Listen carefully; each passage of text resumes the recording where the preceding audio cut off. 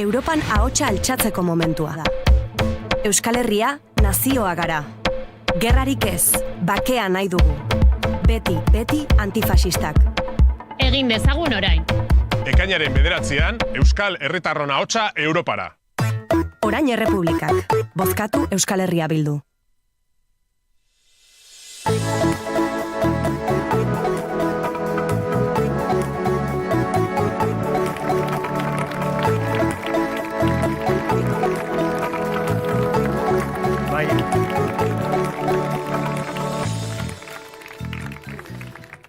Arratzalde hon danoi.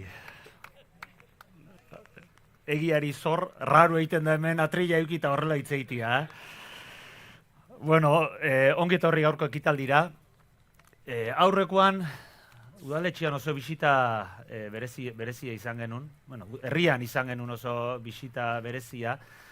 Eta bisita hartan, berezia zenez, eta guretzat oso hurbilekoa udalian jaso genitun, lagunaiek, eta hori da komentatzen geniena, no? Behitu herrian, behitu udalian zema pertsona, zema eragile hartu zen ditugun, baina ongi etorriak guztiak, Baina nola ez pertsona berezi horiek guretzat oso bereziak izan daitezkena, lagun horiek herrian jaso, udalean jaso, eta merezi duten ongi etorri hori itia. Zuei ere ongi etorri, ondo merezita dakazute, eta placer bat gaur hemen Getaian gurekin egotia.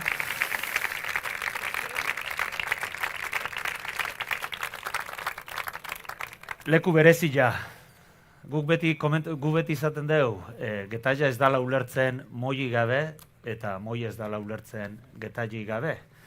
Eta eskumenen dantza horretan,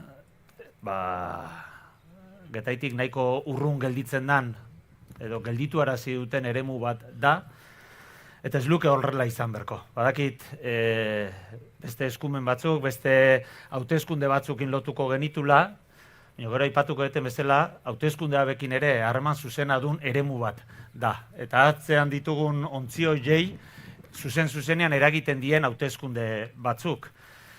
Aste honetan, boto banaketan ibili gea, eta herrian jarraitzen dugu atezate timbria jo, eta botuak eman, eta ordu erdi janin ziteken lan hori, luzatzen zaigu ordu bete, ordu terdi, ati irekitzen dizkiguten nian bate gauz bat komentatu, orduan jakin nuan komentatzen nion arrantzale zarrari, jubilatuari, ekitaldia izango zala, oso ekitaldi berezia, zerra gaina ekitaldia hemen jasotzia, eta esaten nion da, non da ekitaldia? Moia berrilla, nola moia berrilla? Hau zala, grua zarraren moia. Horrelakoak ere balio dizkigute ikasteko. Gaizki ez banabil, eta gero hitz emango diot, nekanei entzunion aurreko kanpainaren hasieran esango nuke, beak kanpainei biatzen diela nola baiteko gustua, eta nik aitortu behar diot horrela dela. Perezakin afrontatzen ditugu, no? Lana egitea tokatzen danean, baina aitortu behar diot horrela dela, balio digulako komunidade bat biltzeko, balio digulako gure proiektuaren inguruan hitz egiteko, jendea biltzeko, eta gainak geota gehiago garela, proiektu baten baitan biltzen ari garen herritarrak, konplizidade desberdinak zaretzeko ere bai, balio digula, elkar goxatzeko. Eta noski, eta hau bihotz-bihotzez, egun guzti hauetan, eta urte guzti hauetan, lanean ibili zareten pertsona denei eskerrak emateko.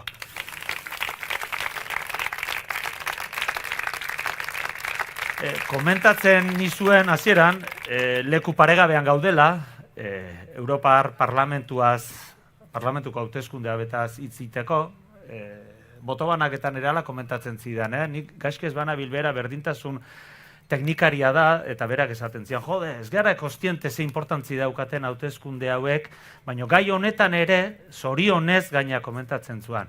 Europak markatzen ditu zea batzuk, eta horrek eragina dute, eta horregatik bagoaz aurrera, Europar hauteskundetaz hitz egiten ari garela, eta kostiente izanik ere baduela urruntasun bat herritarren artean, naiz eta gaur Oskar Matute entzuten egon naiz elkarrizketa bat egiten zioten telebistan da hark esaten zuen nahiko floja zigarela, baina punts bat eman degula gora eta berotu dela guzti hau, jokaleku interesantea da.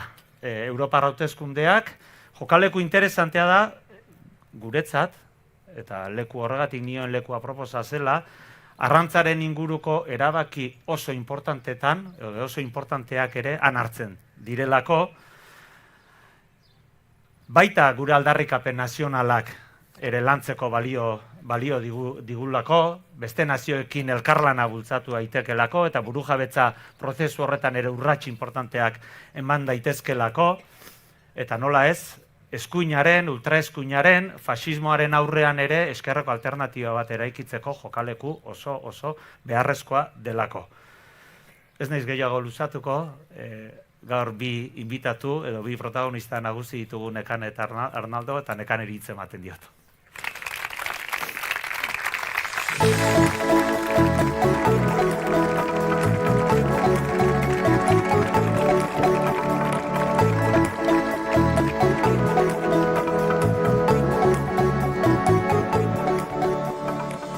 Arratsaldeon Getaia, arratsaldeon, eskerrik asko aurkezpenagatik eta sarreragatik aritz. Egia esan beti da plazera zuenera etortzea eta egiatan diot, hauteskunde kanpaina bat bestearen atzetik kateatzen ari garen honetan, laugarrenaren azken txanpara iritsi garen honetan, aitortu behar dudalako hauteskunde kanpainetan, Gipuzkoako kanpainen kasuan behintzat, ezinbesteko geltokia bihurtu dela Getari. Etortzen garen aldiro oso goxo hartzen gaituzuelako, oso ondo zaintzen gaituzuelako, eta berriro ere itzultzeko gogoarekin joateko motiboak ematen dizkiguzuelako.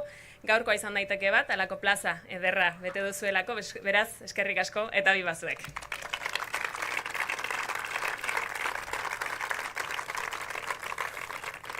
Spoiler txiki bat egin dit Aritzek, egia da hauteskunde kanpainei gustua hartua diedala, aitortu behar dut laugarren bat kateatzen den momentuan eke puntua ere nabaritzen dela, baina uste dut hauteskunde kanpainetan ikusten dela EH Bilduren komunitatearen aurpegirik ederrena, gaurkoa bezala plazak betetzen ditugulako, talde lanekoa delako gure proiektu politikoa, eta sinesten dugulako helburu konpartituetara bide hori ere elkarrekin egin behar dugula. Politika hala ulertzen dugulako, lan kolektibo modura, plazetan eta kalean egiten diren borroken modura, eta borroka horietan lortzen diren emaitzak egonkortuko badira, sinesten dugulako erakunde publikoetara arte eraman behar ditugula. Hasi udaletatik eta Europako parlamentura arte, zergatik ez. Eta zer da Bruselara begiratzen dugunean ikusten duguna? Olatz Salvadorrek berriki kaleratutako abesti batek ederki definitzen duela esango nuke Bruselara edo Europara begiratuta ikusten dugun argazkia. Eta honela dio, gerorik balego deitzen da. Zerbaitetan sinestu nahi nuke, baina zakar da giroa. Ezbaietan hainestu dator oraina, azkarregi goaz. Gerorik balego, norantz da. Egorik balego, gorantza. Erori eta gero, gerorik balego. Eta Europara begira hori guztia ikusten dugula edo sentitzen dugula, esango nuke, giro zakarra nabari delako, azkar goazelako eta ez dakigulako oso ongi norantz goazen, ez egonkortasunaz hitz egiten da, gerra hotsez, austeritateaz, badirudi kaos bat daukagula, parez pare. Baina komunitate hau, EH Bildu zerbaitek ezaugarritzen badu, hori baikortasuna da. Optimista gara, gure denean daramagu, eta kaosaren aurrean ere, eraldaketarako egon daiteken zirrikiturik txikien hori baliatzeko ambizioa daukagu. Egorik balego, gorantza, egan egin nahi dugulako, eta gerorik baute dagoen zain egon gabe, gaurdanik eraiki nahi dugulako. Horretarako, herri ikuspegiz aurkezten da, Euskal Herria Bildu, datorren igandeko hauteskundetara, nazio bat garelako, bi estaturen artean zatitutako nazioa eta 3 administrazio eremutan banatutakoa, baina zirrikutu bat ikusten dugu, besteak beste, igande honetan, gure nazioa bere osotasunean, Euskal Herriko mapa bere osotasunean, irudikatzeko aukera txiki bat izango dugulako. Igande honetan, 7 lurraldetako Euskal Herritarrek aldi berean botoa emateko aukera edukiko dugulako, eta mugaren ondorioz, bi estaturen zatiketaren ondorioz, hautagaitza bakar bati botorik emango ezpadiogu ere, Euskal Herria Bilduk konpromiso argia duelako 7 lurraldetako Euskal Herritarren ahotsa Bruselaraino eramateko. Eta gainera ez dugu bakarrik partekatzen bide hori, igandera bitarteko erronkan, koalizio batean goaz, orain errepublikak deitzen da, eta bertan nazioa modu aurrerakoian ikusten duten edo ulertzen duten aliatuak ditugu, erresekoak, benegakoak eta aramesekoak. Eta horrez aparte, Aragoiko, Asturiasko, Balear uhartetako, herrialde katalanetako eta Galizako alderdi gehiagok ere adierazi digute haien babesa. Europarako bidea partekatuko dugu eta Europan egin beharreko lana ere bai, datorren legealdian, elkarlanean jarraituko dugulako estaturik gabeko nazioetako kideekin eta ezker eraldatzaileko ordezkariekin. Decía que somos una nación, pero ante todo somos antifascistas, porque existe la tentación por parte de algunos interesados de diferenciar una ultraderecha mala y otra no tan mala, pero no nos engañemos. No hay ultraderechas buenas o malas, y las derechas, sean de donde sean, españolas, europeas o vascas, no defienden a las clases populares, protegen los privilegios de unos pocos. Eso se evidencia cuando la vivienda se convierte en un lujo y los derechos de las personas se sacrifican por los intereses de unos pocos. Cuando la patronal, la derecha vasca y la española coinciden en sus prioridades, muestran su verdadero interés, mantener sus privilegios. Este domingo vamos a votar entre justicia social y los privilegios de una élite minoritaria. Es hora de coger el timón y poner el rumbo de la justicia también en Europa.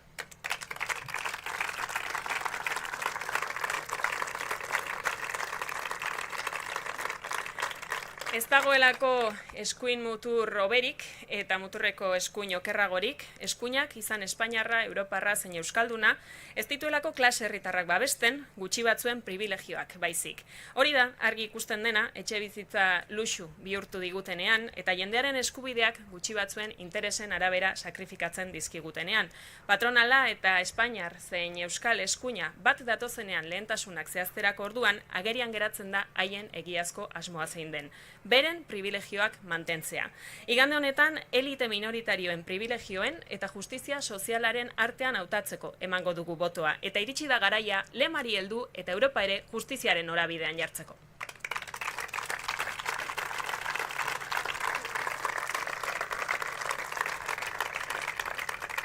Hori egiteko EH Bilduk behin eta berriz planteatu du formula simple eta koherente bat, eskuin muturra agintera iristeko egon daiteken arrisku txikienaren aurrean, gutxieneko programatikoetan oinarritutako gehiengo zabalak eratu behar dira. Muturreko eskuina boterera heltzeko mehatxuen aurrean, zilborrera begiratze gutxiago eta eskuzabaltasun gehiago behar da.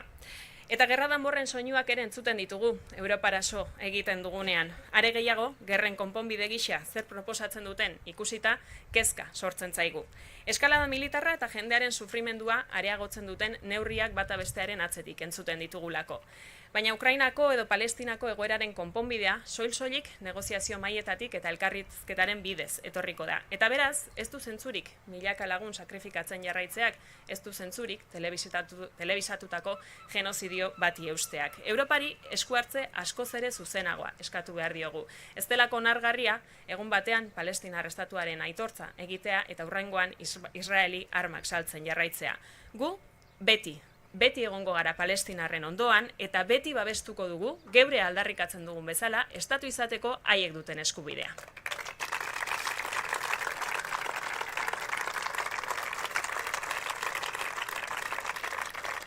Eta gainera, segurtasuna bermatzeko aitzakiapean egin nahi duten gastu militarraren igoerak badu beste asmo ezkutu bat, gizarte politiketan murrizketak aplikatzea. Gastu militarrera diru gehigarri bat bideratu behar bada, nonbaitetik atera behar delako, eta gizarte politiketan murrizketak ezarriko dituelako Bruselak, baldin eta joera militarista gailentzen baldin bada. Horri guztiari aurre egiteko tokatzen zaigu, berriz ere jende aktibatzea, eta orain Errepublikak koalizioaren alde botoa eman dezan mobilizatzea. Eta konfiantzaz gaude, EH Bilduren joera goranzkoa izaten ari delako, etenik gabe eta oso sendo. Eta eskualde hau bera da horren erakusle. Iazko maiatzean eskualde honetan aurretik genituen alkatetza guztiak berretsi genituen. Getariakoa, Oriokoa eta Zumaikoa. Baina iazko uztailean, hauteskunde espainoletan, eskualde honetako herri guztietan izan ginen lehen indarra, eta hori bera berretsi genuen, joan den apirilaren 21ean, Aian, Getarian, Orion eta Zarautzen irabazita. Baina eskualde gehiagok ere egin dute marka hori. Apirilaren 21ean lehen indarra izan ginelako, Buruntzaldeako herri guztietan, Debagoienan, Oarsoaldean, Urola Erdian, Urola Garaian, eta Gipuzkoako 88 herritatik 81etan.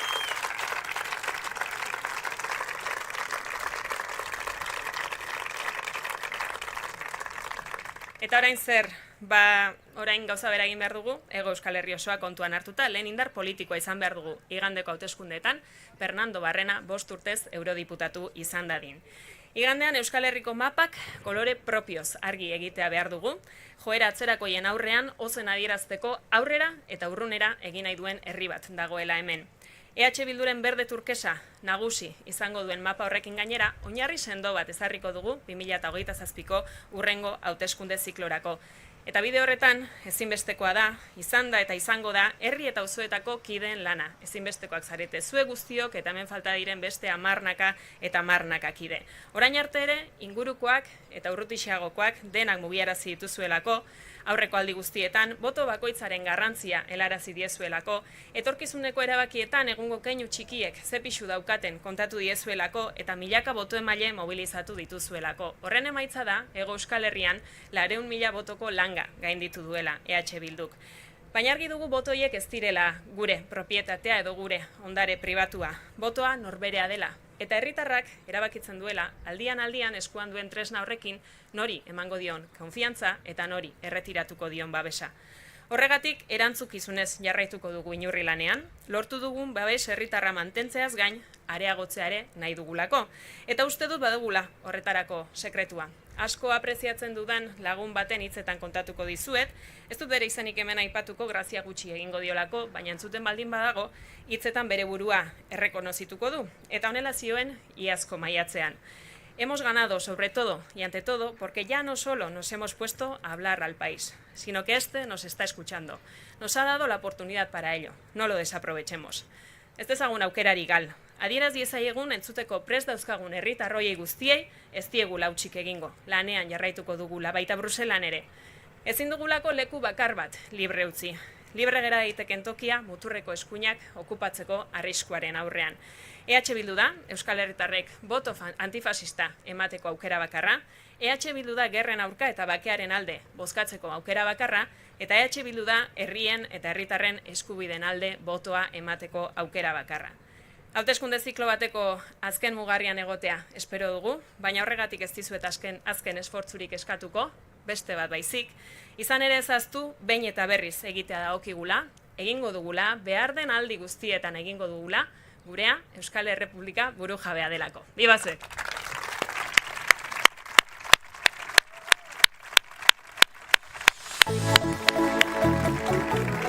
Eta orain zuekin Arnaldo Otegi Mondragon, EH Bilduren idazkari nagusia.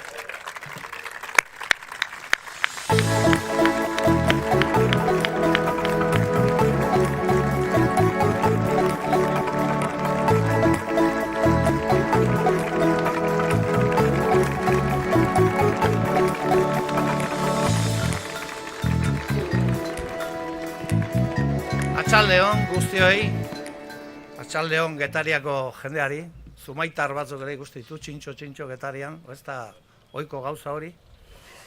Bai, ohiko gauza da? Bai.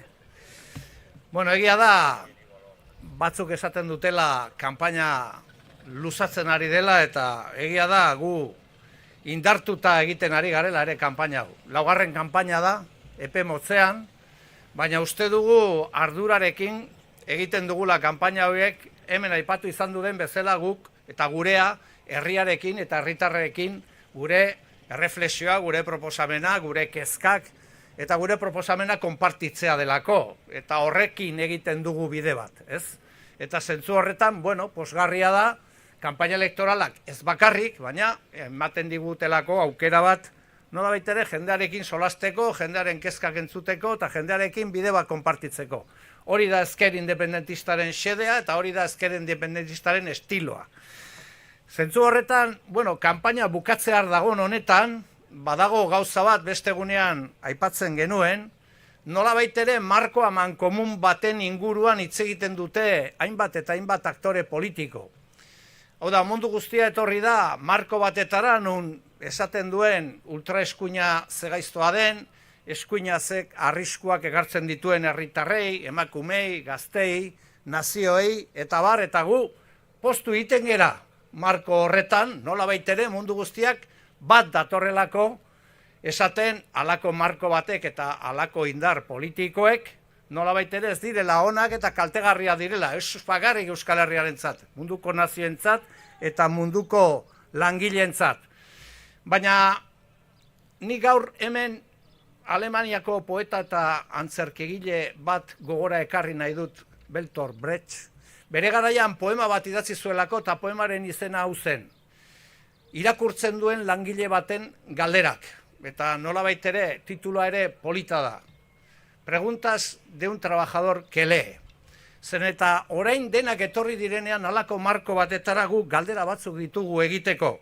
Ez inori zehazki, ez inori zuzenduak, baina bai nolabait ere airean uzteko. Gu euskal langileak gera, euskal herritarrak eta halako galderak egiten ditugu. Orain oso gaiztoak diren eta txarrak diren eskuin eta eskuin muturra hoiek kontuan hartuta galdera bat. Norekin itaundu zen transizio demokratiko omen zena Espainiar Estatuan? Norekin itaundu zen? Norekin paktatu zen? Norekin eraiki zen 78ko erregimena? Norekin paktatu zen? Norekin itaundu zen? Ze gobernuko ministroak ziren Alderdi Popularra antolatu zutenak? Francoren ministroak izan ziren? Nun egon ziren diktadura zegoenean? Francoren gobernuetan? Nork erabaki zuen Espainiar Estatuan estadu burua borroi bat izatea? Nork erabaki zuen diktadura bat 40 urte sustengatu ondoren indar polizialak, indar judizialak, indar mediatikoak 24 ordutan demokratak zirela? Nor bozkatu zuen von der Leyen Europako Parlamentuan? Galdera batzu dira, asko gehiago egin daitezke. Baina galdera hoien bidez egin nahi duguna da erreflexio orokor bat. Eta da, ongi etorriak eskuin muturraren kontrako borrokara eta eskuinaren kontrako eta beraien markoen borrokara. Baina hemen egia esan behar da eta historia egiz egin behar da eta egia kontatu. Eta hauek dira guk nolabait ere egiten ditugun galderak. Poema honek Mikel Laboak gero euskaratu egintzun, euskaldunak badaukagulako nolabait ere espiritu bat niretzat oso era kargarria dena eta da munduan daude gauza honak nazionalizatu egiten ditugu eta euskaratu, baina horiek dira Euskal Herrian euskal langilegoak, irakurtzen duen langilegoak besteak beste plazan, herri honen aurrean egiten dituen nolabaiteko galderak. Hemen aipatu izan du da, eta nik errepikatu besterik ez dut egingo. Aspaldi esaten ari gara, eta batzuk erabiltzen dute gezurra, uste dutelako gezurrak askotan utilidadea duela politika konbentzionalean. Aspaldi esaten ari gara zeintzu diren dauden arriskuak munduan, dauden arriskuak Euskal Herrian, dauden arriskuak Europan, eta bar. Eta oso era simple batean esaten diogu jendeari, beitu gauza guztien gainetik, eztabaida guztien gainetik, badago bat zentrala dena momentu honetan eta momentu historiko honetan, eta da, kapitalismoan badaude elite batzuk pentsatzen dutenak, sistema hori mantentzeko, beharrezkoa dela autoritarismoa. Eta beste aldean gaude, sinisten dugunak, demokrazia herritarrak behar direla, herriek, nazioek, eta munduak dituen arazoi aurre egiteko. Eta horrek ekartzen ditu beste guztiak, beste arazo guztiak, beste ondorio guztiak. Europa, beraz, lehenengo zati horretan, lehenengo elite horren inguruan, nolabait ere eraikitzen ari da bide bat. Europak ez du pisu handirik jada nazioartean. Europak ez du pisu handirik ez ekonomikoa, zer esanik ez politika, kanpo politikan, zer esanik ez termino demografikoetan, zer esanik ez produkzio kapitalistaren katean, eta bar. Galdu du hori. Europak bere autonomia politiko-militarra galduta dauka, saldu diolako estatu batu herrei bere nolabaiteko agintea eta estrategia. Eskalada militarista baten pean mobitzen da momentu honetan. Eta gu berriz ere galdera bat egiten digu jendeari. Norbaite pentsatzen du Ukraina eta Rusiaren arteko gatazka posible dela konpontzea termino militarretan, guk ez dugu sinisten horretan. Gu badakigu hori bukatzekotan, bukatuko dela mai baten inguruan eta mai batean negoziatzen. Guk beraz, lagunok, ez dugu sinisten ez merkaderen Europan, ez militaristen Europan. Guk nazioen Europan eta langileen Europan sinisten dugu. Eta horregatik egiten dugu borroka eta horregatik egiten dugu lana. Hori lortzeko, hori delako beharrezkoa Euskal Herriarentzat eta munduko nazio guztientzat. Eta zentzu horretan jarraituko dugu hori lantzen. Bide horretan hemen aipatu da, eman dira datu batzuk, eta datu horiek nik uste dut importanteak direla berriz ere azpimarratzea.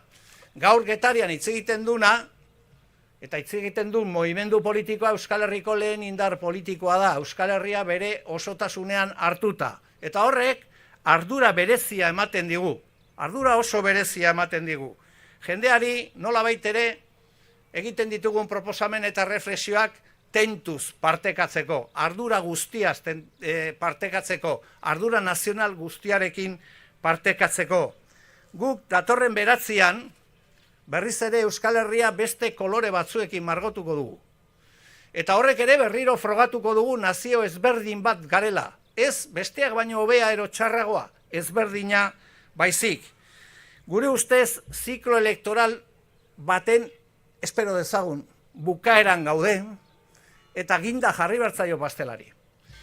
Ziklo elektoral luze honetan gauza bat gertatu da, eta da ziklo politikoa aldatu egin dela herrian, Euskal Herrian, Euskal Herri luze zabalean, eta ezker soberanista independentista bilakatu dela lehen indar politikoa. Eta orain, berriz ere ginda jartzeko, hauteskunde hauetan beste bultzada bat eman bertzaio tendentzia horri, estrukturala den tendentzia horri.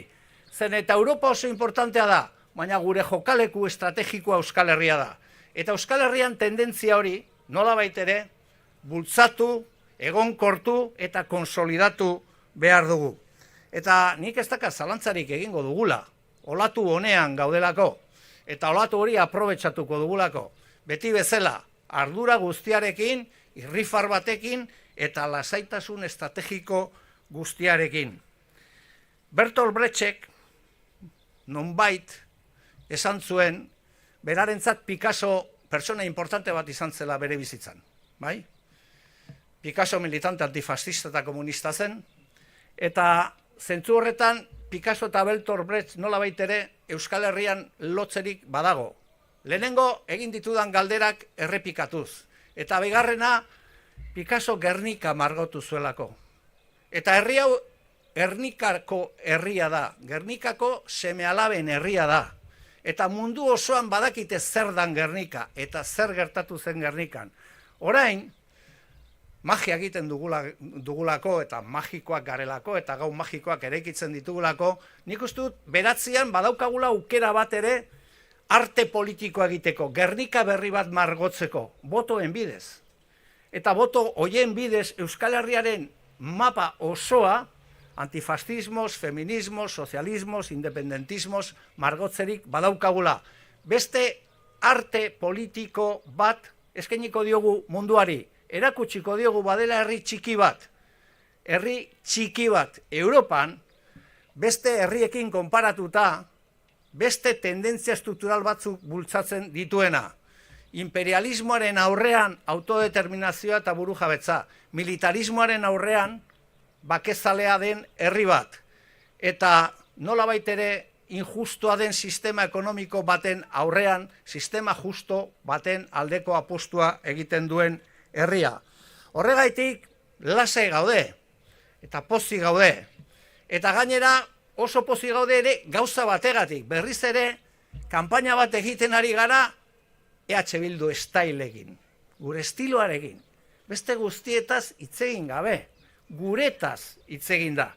Eta horrela jarraituko dugu, bukaera arte, bihar arte, seguru beste batzuk ez dutela gauza bera egingo.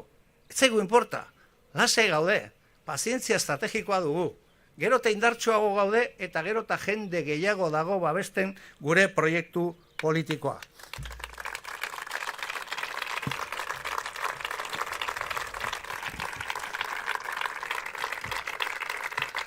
Eta beraz, lagunak bukatzeko, Getaria, Nafar errege batek fundatu zuen herrixka bat da, Sancho Seigarrenak.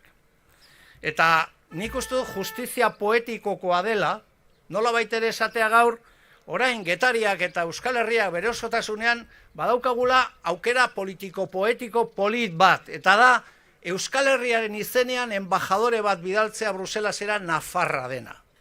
Nire ustez hori oso importantea da, zen eta zatiketa guztien gainetik, zatiketa administratibo eta politiko guztien gainetik, muga artifizial guztien gainetik, guk badugu aukera bat momentu honetan embajadore hori Nafarra izanik Euskal Herri osoaren izenean hitz egiteko, Euskal Herritarren eskubideak defendatzeko eta Euskal Nazioaren eskubideak defendatzeko. Eta hori egingo dugu, inongo dudari gabe, Nafar bat, eta Nafarroaren izenean, Euskal Herri osoaren izenean, hitz egingo duen embajadore bat eramango dugu Bruselasera.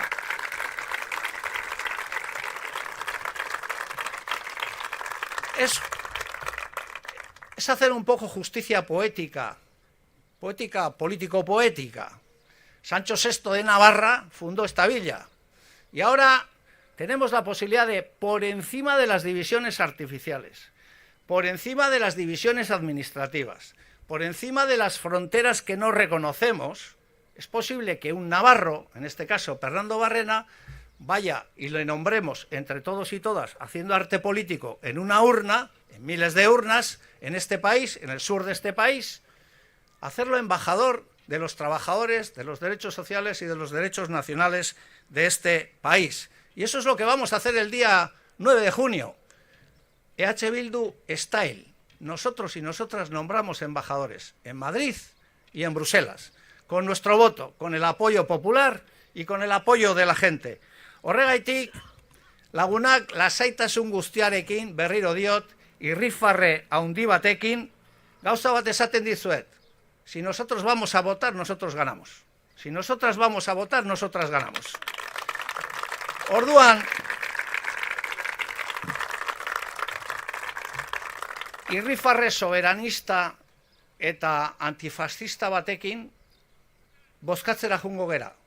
Orain hemen nengoela hitz egin baino lehenago, beti eukitzen dut saiatzen naiz improvisatzen, eta Getariko trainerua ikusi dut. Eta aurrean jartzen zuen esperantza. Esperantza. Zardun pentsatu dut, behitu ze gauza, gaur oso poetikoan ator. Ze gauza politagoak, hori ez bada, guk zer ordezkatzen dugu herri honetan? Esperantza.